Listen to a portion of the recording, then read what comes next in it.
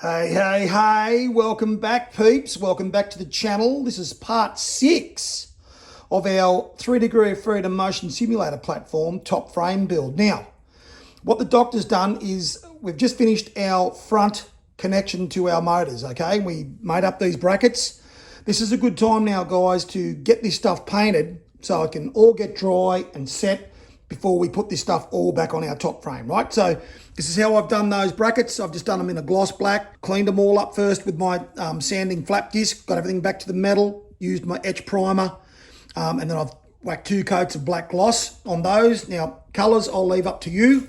Now, I said I was going to leave my front timber bracket natural, and that's what I've done. I cleaned it all up, sanded it back, okay, and I've decided to do the same with the rear traction loss bracket as well. I'm going to leave them timber. So what I've done is I've sanded them both. This one's just a darker timber to start with. And then all I've done is I've just done a mix of some thinners and some boiled linseed oil, and I've just oiled them. Okay, so they will be natural at the back and at the front to sort of tie that in with a bit of a natural look with the timber. So if you wanted to do a similar thing, just give your brackets a light sand and then just mix a little bit of thinners with a little bit of boiled linseed oil. Just get a cloth and you can just rub it in. Don't even need a brush, okay? You don't need very much. When you thin down boiled linseed oil, it goes a long way, and it's something that you may have to sort of update every sort of 12 months or something, but that's fine. It's just a bit of cloth. You just rub it on, no problem. So maybe this is a good time before we go any further to get those little parts of the top frame ready and painted, so then when we put it all back together, it's all done. That's what I'd recommend you guys do. So we're going to set up our front steering wheel apparatus, our movable frame, okay, on our top frame with our 35 by 35 over our 30 by 30 that we put on right at the beginning of our top frame. So what you'll do, guys, is there was 4 of these on each side in total, right? Slide 2 down the front because they're going to be used for other things, and then slide a couple along sort of, midway of your frame, and then the other 2, leave them forward because our pedal plate cage will be attached to all of these. So these guys we will set up for our steering wheel frame. Get your grinder and clean the top off these before we mark them. Then we'll mark them out where we're going to put our 25 by 25 that we need to sit on a 75 degree angle on top of these guys. Okay, guys, you'll need to take your 25 by 25 box, whether it be 2mm or 3mm wall, doesn't matter, but it needs to be 2mm at a minimum. Okay, and you'll cut 2 lengths of your 25 by 25 at 350 millimeters long. At one end, get it all nicely cleaned up. Okay, this is the end that will be sticking up in the air near our steering wheel. We'll actually put a 25 by 25 plug on the top of this when everything's finished, but just get it all cleaned up and nice and safe around there because this is going to be around where your hands are going to be, okay? So at the end of both of those pieces, do that. Now at the other end, now the doctor has already worked out these angles with his protractor. So all you need to do to get this is a 75 degree angle off 90 here, okay? So all you need to do, guys, to get this same angle is just measure in from the very end. So the opposite end that you've cleaned up, measure in 10 millimeters, all right? 10 millimeters, make a mark, and then draw from that 10 millimeters straight across to the opposite corner. Just like that, okay? 10 millimeters in and then straight across to the opposite corner. Do that for both of these, okay? Then you'll need to get this in your vise or secured nicely on your table overhanging, and then you're going to put your angle grinder on this and cut right through that angle nice and straight. Okay, once you've done that, guys, and cut them at that angle that was required, okay, just make sure that if you're like the doctor and you're using scrap metals from around the place, make sure they're all cleaned up and sanded and ready to paint before we weld this all on to our main frame, because it's going to be easier to do all of this stuff in individual pieces than once it's all welded on. I have said this several times and I'm going to continue to remind you of that. It is much easier in the long run to do all these bits as we build them and as we cut them, instead of waiting to try and do big areas that are welded. It's hard to get in around the welds, etc. So just keep that in mind. Now, these bits we've cut, we now need to clean up around where we cut these and put a little bevel. Now, be careful if you're using thinner box. This is only 1.6, this box, right? So it's quite thin. But that's fine. The doctor can weld this quite well, so he's not too worried. That's what I do recommend, that you use a 2mm or a 3mm. It'll just make your life much easier to weld and less likely to blow holes in your metal all the time. Once again, something the doctor has badgered on about previously as well. So get these cleaned up right around here. These are going to be welded onto those 35 by 35 telescopic pieces. Okay guys, to get everything nice and squared up, we need to do our usual measurements, all right? So on your 100 by 35 slide over here, you need to find the midway point of the 35, which is 17.5. So measure that, make a mark, put your square on, draw a line, and then you need to measure 50 millimeters, the halfway point of our 100, make a mark, put your square on, draw a line. Do that for both. Okay, do that for both. Now on our 25 by 25, on the end that we just cut our 75-degree angle on, you need to find the center of one side of your 25, which is 12.5. Okay, make a mark. On the other face, you need to do the same, 12.5. So when we put this on with our lines, so our piece is nice and centered before we weld it. Okay, so you need to do that with both of your sliders and both of your 25 by 25 pieces of box. Okay guys, what can I say? The doctor has a few toys you may not have at your disposal to try and hold bits of metal when they're welded, but these are very handy bits of kit. These guys, I use these a lot. They do multiple angles, whatever you want basically, but whether you can track some of those down, I got them just off Fleabay. I think they were like $34 or something for two large and two small. They're absolutely brilliant, and you can stack them. They're magnetic on the top as well. They're really good. You can use them to do multiple angles, all sorts of funky shit you can do with this stuff. Okay, so the important thing, guys, is, you know, once you've lined up your marks to get this centered, please also make sure, doubly sure, okay, that it is square, okay, that it's square on your 35 by 35 slide over. Don't weld this on crooked, like don't weld it on twisted. Otherwise, it'll be a nightmare when we do our top frame slide over, okay, that our steering wheel sits on, because our steering wheel will be able to be, the height will be able to be adjusted on our steering wheel with the frame that goes across and where the plate's going to be. But if these are twisted, okay, if both sides are twisted, it's not going to slide properly. Okay, so you've got to make sure when you weld these on, you've got them dead center on both sides on your 35 by 35. That's why we need to put them marks on, and then double check everything that you've got, that you're not welding it on twisted, okay? You're not welding it on off square, or you'll have issues when we go to put our top steering wheel mount plate on, okay? So take your time with that. And the usual routine, guys, okay? Just tack your corners, right? Double check everything once you've got it tacked. Make sure everything is still aligned and square, okay? And then tack each corner before you run any beads, all right? And we'll do this, obviously, for both sides. Okay, guys, the doctor had his fingers crossed for you guys on that one. A little bit tricky, slightly technical, important to get right. Otherwise, obviously, when we go to get our wheel plate cross section in here, we'll have issues if we haven't got these at the same angle to start with, and then if we've got any twist in them, all right? So you'll just get them welded on. Now, if you are using thinner metals, guys, all you got to do is just a lot of little tacks with a little circular motion, okay? So a little tack with a circular motion to take it off. So I don't know if any of you guys have done any body work on cars, but it's like that. Very quick tacks, let them cool down. So a little tack with a little circular motion, let it cool right down, move to the next bit. Little tack with a circular motion, let it cool down. Let them completely cool down, otherwise you'll be through thin metal really fast. So that's the way to do thin metal without having too many issues with it, without blowing through, okay? Just little tacks. It's still very strong, and it'll be all good in the long run. It's just a pain if you start blowing through your thin metals, because then it takes you a while to weld those holes up. You can just avoid it by doing those little tacks like that, all right? Okay, guys, let's make our slide overs for those 75-degree uprights we just made for our steering wheel frame. Now, a little bit of technical information here for you as far as the telescopic business goes. Now, as the doctor just told you, those 25 by 25 uprights I just welded onto my slide overs, They are 1.6 mil in thickness, okay? This is 30 by 30 box, which will fit over your 25 by 25 if you only get it in 2 mil thick. Okay, so this 2 millimeter thick box here will fit over and give us a little bit of play on that 25 by 25, which is a good thing for this particular application.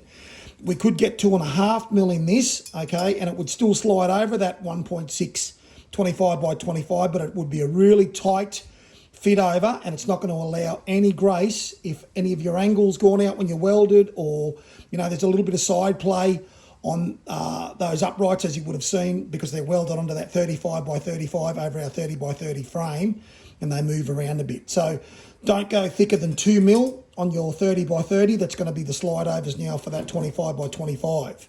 Okay, we'll cut these the same as our main frame slide overs. We'll cut 2 of these at 100 millimeters in length. So mark them at 100 mil, put your square on, draw a line and get that cut. Okay, 2 of these at 100 millimeters in length, 30 by 30, 2 mil thick wall. The quack is back, the quack is back, the quack, quack, quackity quack, the quack, quack, quackity quack is back. Okay guys, once you've cut those 100 millimeter length 30 by 30s, you'll do the usual routine, guys. You will clean up all around the edges on both sides. With these guys, make sure you clean on the inside. Grab a file and make sure you clean really well on the inside of these. Remember, these are sliding over our painted 25 by 25. We don't want to be taking paint off and scratching our 25 by 25 when we're adjusting these. So take your time, get a good file and file the insides of those guys, okay? Then on one face, you're going to measure your halfway point, which will be 15 millimeters. Okay, mark it, put your ruler on, draw a line, okay? Then you're going to measure in 20 millimeters, make a mark, cross it. Other end, measure in 20 millimeters, make a mark, cross it. Do exactly the same on this one, all right, for both pieces. The quack's even going to show you how to do it. I mean, how hard can it actually be? Measure in 20 mil, mark it, cross it. Okay, other side, do the same. Mark it 20 millimeters, cross it. Right, at those 20 millimeter inboard marks, you're going to punch and you're going to drill with a 6 millimeter drill bit for our 20 millimeter 12G Tex. Now, as you peeps know, all of you guys that just keep coming back to the channel, watching the video, building the sim, you know the quack is off his head, right? You know that he's all about madness and lucidity, but he's also about details. Okay, now, guys, when you've drilled these, you'll need to run your file in these again, okay? I just went on about how to make sure you get this nice and clean on the inside, otherwise you'll scratch your uprights that we're about to paint. Well, we'll be painting, not in the too distant future, but once these are drilled, they will be nasty inside. Okay, so you'll need to run your file in those as well, guys, otherwise we've just defeated the purpose of what we have done. So make sure you do clean those up on the inside, kiddies. Grab your ruler, guys, or your tape measure, put it right on the very front end of your frame, okay, and measure back 300 millimeters and mark. Take your ruler off, put a square on and draw a line. Do exactly the same on the other side. 300 millimeters in, okay, because we're going to line these guys up square with each other so they're exactly across from each other. Then we're going to tack these in so they can't move to do our cross bracket that will take our steering wheel plate. Right, so you'll line your 35 by 35 up exactly on that line, and then you're going to run your 20 millimeter 12G Tex screws in here. So then these are locked in position and they can't move for our next measurements. Now, the other thing that I needed to say as well is make sure your 35 by 35, get it all cleaned up, all right? Before you put this on, because we're welding our cross piece to this. So make sure it's all clean. It's much easier to do it now than when you've got your cross piece on. The other thing I should mention too, you'll see the doctor is doing this in some gal, okay? That's all I had left lying around, 30 by 30 in gal. Avoid that if you can, okay? Gal is really nasty to weld. It's not safe at all. It's not safe to weld at the best of times. Welding gal is even worse. So I don't recommend using gal if you can avoid it. That's what I've got surplus to my need, so I'm using it. I'll have plenty of ventilation, but if you need to buy 30 by 30 for this, just get primed steel 30 by 30. Don't get it galvanized. Okay, guys, so set them up now, and then we'll get onto the cross brace. Guys, here's a little how-to on your 12G 25mm techs. Now, the dock hasn't got these ones drilled, all right? They're just punched, which is fine. So I've got to line this right up on that 300mm mark. Right, I'm going to hold it in place. Now, these take a bit of... You've got to put a decent amount of push on these to get them to go. Okay, we're through that one.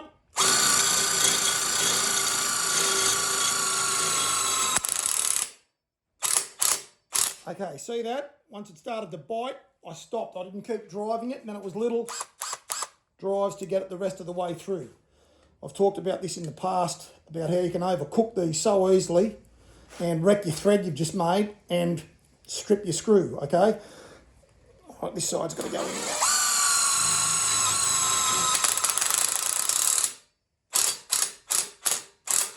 Okay, and you don't overdo it. Once they're flush, stop. Don't keep driving them.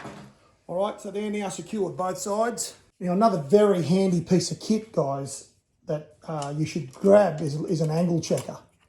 Okay, because what we can do, because we need to get this 25 by 25 that's going to go across here, it needs to sit flat like our frame, okay, for our plate to be nice and flat. This is a great way of working that out, because I can set this angle checker up to be at the same angle as my flat here, right? So I can bring it up. Now we'll be welding this 25 right into the top here. I'm going to go right to that top corner. I've got a little piece of off-cut box here that I can use as an example, all right? So you can see what I'm talking about. A box needs to sit like this, okay? So our piece of box, when it goes across, is going to be nice and straight for our plate to be nice and straight that our steering wheel will be on. So that's a good way of checking that angle, right? You'll get it right in the corner, and then we'll locate this box in the center crossways like that, okay?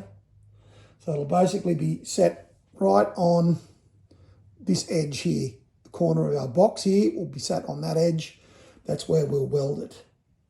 So that's the way to do that, really, guys. These are very, very cheap. Very cheap and very handy. They're adjustable, and they just help you find angles. Okay, guys, I'm using my smaller angle finder magnets here to help me get this in position and lined up on those lines that we just drew in with our angle finder. All right? Now, this is a little bit tricky, because what we need to do here is we need to make sure that we don't cut our 25 by 25 cross brace here. We want to make sure we don't cut it too long and it's not jammed in between our two uprights here too hard, because what you need to realize is that when we've tech screwed these, and you would have seen it when you tech screwed it in, when we tech screwed these in here, it pulls these over, pulls them over, so they're tight over, okay? So if we weld this really tight, like if you cut this 25 by 25 cross piece here too tight and sort of jam it in, when you weld it and undo these to be able to move your steering wheel assembly back and forth, it's going to be really tight and it's going to scratch your paint. So what you need to do is you need to measure this across. Now my measurement worked out at 493 millimeters. Okay, so I cut it at 493 millimeters. Then when I came and placed it in between these parts, it was tight. I could put it in and let it sit there and it wouldn't fall out. That's not good.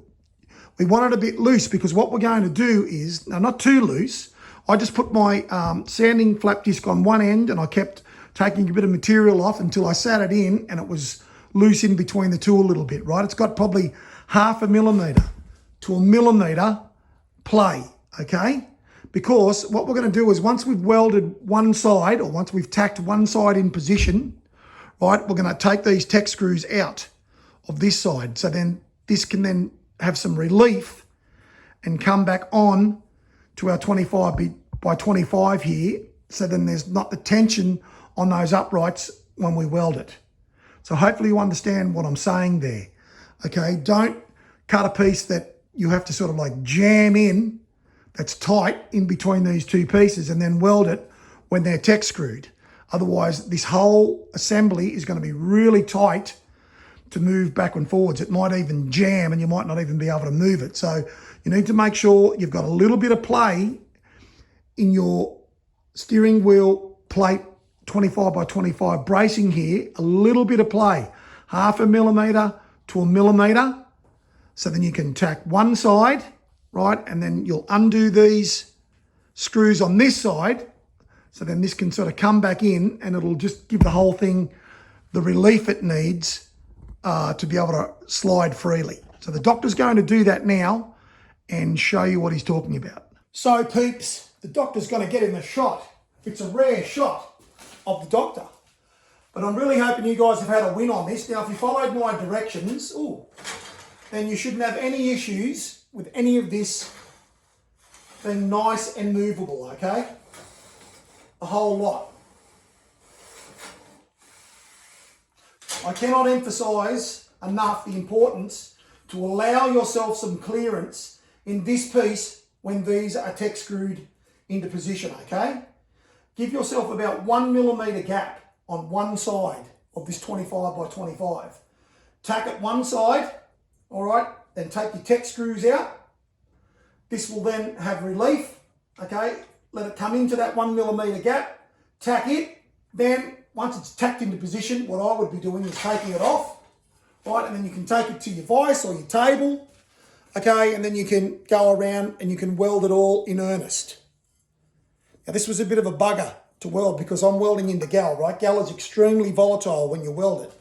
It's not safe to weld and it's very volatile. It literally can explode. It gets really hot. It's got like hot patches. It's so easy to burn through gal when you're welding it, and I'm welding it into 1.6 here. So that was a lot of fun. Let me give you the drill. To avoid binding, you've got to set it up like this. So then basically this has all got movement when it's welded. All right, because otherwise what's going to happen is your 35 by 35 will end up binding on your 30 by 30. Your 30 by 30 here will bind on your 25 by 25. I'm really wishing you guys the best of luck getting that sorted out, because otherwise, if it's really tight and you can't move it, you've just defeated the purpose of having a movable, adjustable steering wheel frame. Oh my goodness! What are you doing, doctor?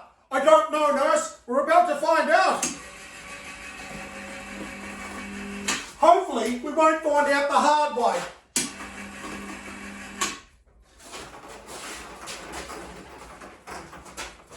Okay, so the quack's going to get this all on the ground so he can sort out how to set up our pedal cage at the right height, etc., etc.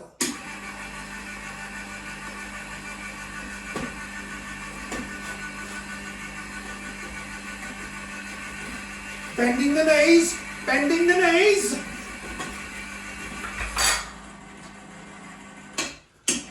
I'll tell you what, it's sure nice having a few toys.